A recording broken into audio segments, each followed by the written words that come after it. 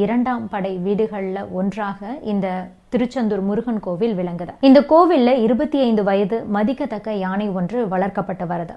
இந்த யானையின் பெயர் தெய்வானை. விழா நேரத்தின் போது தெய்வானை யானை பக்தர்களுக்கு ஆசி வழங்கும். பக்தர்களும் தெய்வானை யானைக்கு பழங்கள் மற்றும் காணிக்கையெல்லாம் கொடுப்பாங்க. முக்கிய விழா நிகழ்ச்சிகள் எல்லாம் நடக்குது அப்படின்னா அதை அலங்கரிச்சு பக்தர்களுக்கு சிறப்பு அலங்காரத்துல அது அருள் பாலிக்கும்.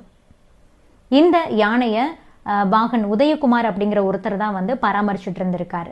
தெய்வானை யானை தினமும் கோவில் வளாகத்துல உலா வரும். அப்போது தன்னை வணங்கக்கூடிய பக்தர்களுக்கு ஆசி வழங்கும். அந்த வகையில தான் இன்னைக்கும் தெய்வானை யானை திருச்செந்தூர் கோவில் வளாகத்தோட பக்கத்துல இருக்கிற கொட்டகையில நின்றுகிட்டு இருந்திருக்கு.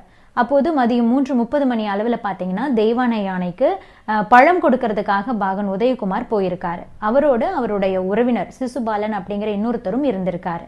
அப்போது திடீர்னு யானை அவங்கள